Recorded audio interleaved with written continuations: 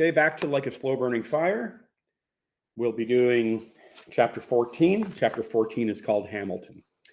This is also on the beginning of part 4 in the book, which represents the month June 1988. So part 4, June 1988, chapter 14, Hamilton. I wake up early because we're in the middle of a heat wave. I go for another run through the Greenbelt forest, and all I can think is this teaching thing looks like it's not going to happen. Time to find something else. After my run, I take a shower and head off to work. Before work, I grab a muffin and a Globe and Mail. Before my shift starts, I go in the back and circle ads in the careers section while eating my muffin. That night when I get home, I look at what I circled. First one. Amnesty International fundraiser looking for a passionate advocate who is concerned with the individual's inalienable right to live a life free from persecution. I could tell them how living in my own skin feels like persecution, and then I see masters required, and I'm out. Next one, teacher, Torah school, Bachelor of Education not necessary. Worth a shot. There's a number and it says call before 6, so I pick up the phone and dial. A man answers. I tell him I'm calling about the job, and he asks me if I have a degree. I tell him English, honors, and he says, oh. He asks my name, and I tell him, and again he says, oh, but this time more like a question. He asks me if I'm aware that Torah school caters primarily to those of the Jewish faith. Oh, I say, I had no idea. Sorry, I'm not exactly like Jewish. He's nice about it, says thanks anyway, bye. And I say, yeah, for sure, and hang up. Strike 2. Next one, RCMP recruits. The ad says to apply in person at their downtown office. I picture myself in a red uniform and think this could work. The next morning, I drive to the RCMP building. I walk up a flight of stairs and see a window that says Human Resources. This tall, bald guy in a police uniform comes to the counter. He's a dead ringer from the Midnight Oil guy, the singer. Can I help you, he says.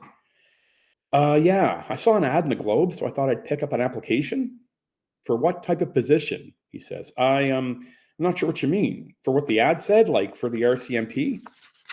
For a peace officer? A what? I say. A peace officer, an officer of the law, someone who keeps the peace. I don't know, is that like a regular cop, like a police officer? No, it is not like a regular cop. A peace officer is a member of the police force whose primary function is to keep the peace within the community, much akin, you might say, to a police officer. Oh, I say, yeah, I think I'll come back another day if that's okay. That might be best, says Baldy. I walk away and I'm totally confused. Is a peace officer a cop? And who says, is that like a regular cop to an RCMP guy who's grilling you about semantics? And what's with that much akin bullshit? I take this as a sign that the cop thing isn't for me. Strike 3. I get home and check the messages. There's one from Graham, this guy I used to work with at Sears, till he moved to Hamilton to work at the Sears there, selling windows, roof tiles, and siding. He says they're hiring, so how about I come for a visit, go with him on some calls, meet his boss. I call Graham back, and he says, come on, it'll be great. I ask him if Sunday works, and he says, sure, and I say, see you then. I call Hopper and Freddie and ask if they're up for a road trip, and they're in. The plan is to get to Hamilton Saturday night, grab a hotel, head downtown for the night. I meet Graham on Sunday while they hang, then home Sunday night. Saturday after work, I go home and grab a shower and a sandwich. When I'm making my sandwich, I see that bogus can of Catelli on my shelf. I grab it, head into Dunk's room, and put the thing under his pillow. I head out the door and drive to Hopper's house. He gets in the back seat, and I say, you don't want to ride up here? And he says, like to spread out, need my space. I put Springsteen's Winterland bootleg in the deck, and Hopper says, hey, Neil Young's playing the Civic Center in August with Crazy Horse. I'm getting tickets from the girl at Superclef. You in? Neil? For sure, I say. That's awesome. Crazy Horse.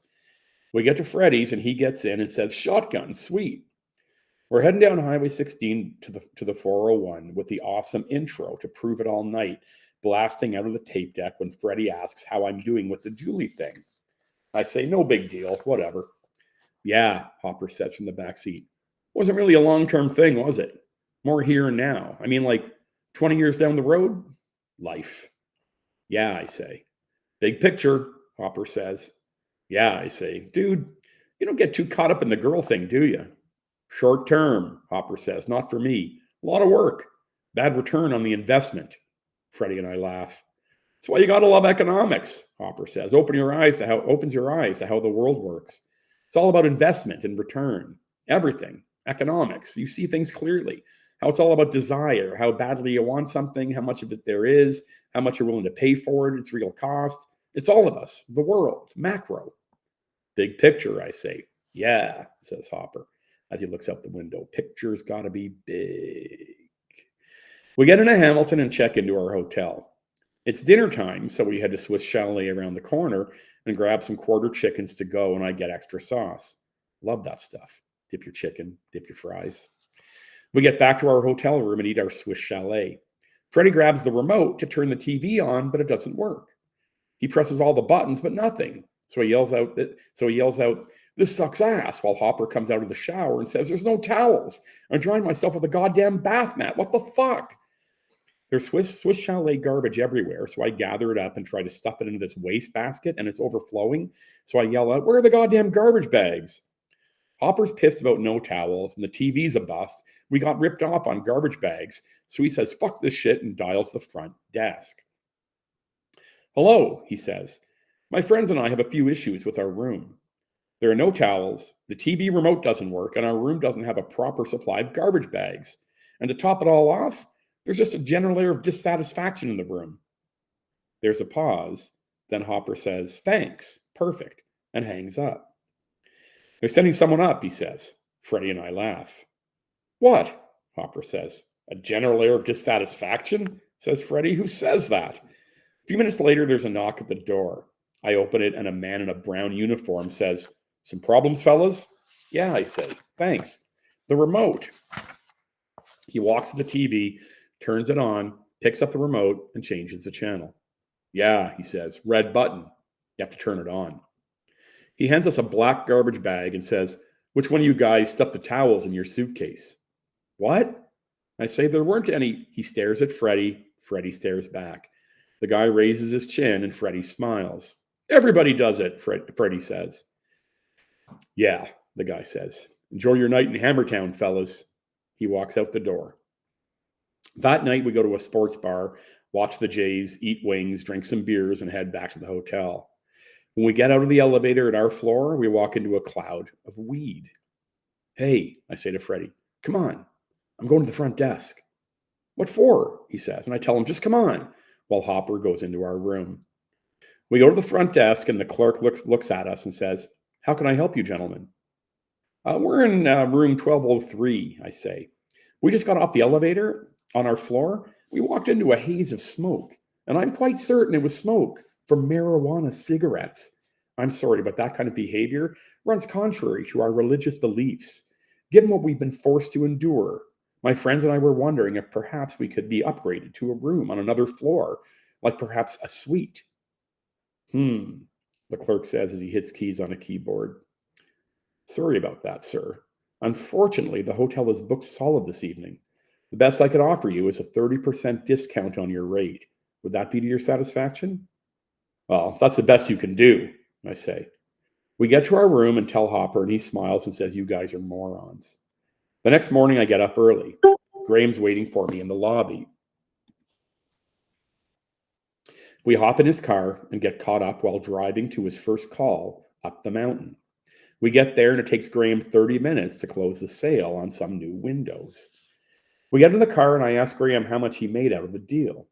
"About 100, he says. We go to another call. A steel worker needs a new roof. Graham goes over a brochure with the guy, then goes outside to do some measurements. I'm about to go outside with Graham when the steel worker says, "You want a coffee?" I say, "Sure," and he motions for me to take a seat at the kitchen table. He asks if I'm training or something, and I tell him I'm thinking about doing this kind of work, and I'm going around with Graham to check it out. He nods. He's a big, heavy-set guy, about 50, a full head of dark brown hair, and a reddish-brown beard. He seems calm, settled. I ask him where he works, and he says Dofasco. He tells me he worked in a blast furnace for 20 years, and now he's an inspector. Those steel beams you see, he says, in a warehouse or a mall, look to the ceiling. That's what's holding the whole place up. Those beams. I make sure they're good, no defects, no stress factors. Keep the roof up. Wow, I say. How do you like working there? It's given me a life, he says. Good crew, the people, management. They treat you well. I got hired right out of high school 34 years ago, never left. No college or anything. Got married. 2 kids, all grown up now. Dofasco, it's been good to me. I made good money, good friends. It's given me a real good life. Yeah, I say. Sounds like it all worked out. Yeah, no regrets, really. But my daughter says I would have been a good teacher. History. I read a lot. The revolutions. French, American, Russian. I like the drama. Makes you feel like you're right there in the middle of a whirlwind of change. My daughter's a teacher. She says I like all that stuff because so much is happening. All those people shaking things up. Yeah, I say. I was hoping to be a teacher, but I didn't get in. So I'm checking this out. Yeah? Well, my daughter loves it. The energy of it. All those kids with all their stories. It drains her, but she wouldn't trade it. She has great stories. They never end, and nothing's the same. Just got on full time at Cathedral, not far from here. She tells me it was like she won the lottery. That's great, I say. And then Graham comes in the door. He sits at the table and has a coffee. 15 minutes later, the deal's done, and we go to leave. Graham shakes the steelworker's hand and says, thanks, I'll be in touch. And I shake his hand and say, it was great talking to you. Thanks for the coffee. And he says, yeah, good luck. We're about to get in the car, and I ask Graham, how much? And he says, 300. So 400 for 2 calls. Graham spreads his arms out wide with his hands to the sky and says, this could all be yours, baby. Build your empire. We're driving to meet his boss, and Graham asks me what I got talking about with the steelworker. He told me about his job at the steel mill, how he's been there forever, and it's been good. Good guy. Sounds like he's done pretty well. We get to Sears and go into the boss's office. Graham introduces us, and we shake hands and sit down at his desk. After talking for a few minutes, he says, we need people if you want to give it a shot. I'll leave it with you. Get back to me. Yeah, I say, thanks. That's great. Graham drops me back at the hotel, and I tell him, thanks. I'll call you. Hopper and Freddie and I pile into the car, and we're on the ramp to the QEW, and all the windows are wide open, and I need to get the speed up, so I put my foot to the floor, and right then, my white Mickey Mouse t-shirt that's on the back seat next to Hopper flies out the window. Damn it, I yell out. Hopper says. Didn't Julie give you that shirt? Yeah, I say. She brought it back from Disney World. Hopper raises his eyebrows and says, makes you wonder. And that's the end of chapter 14.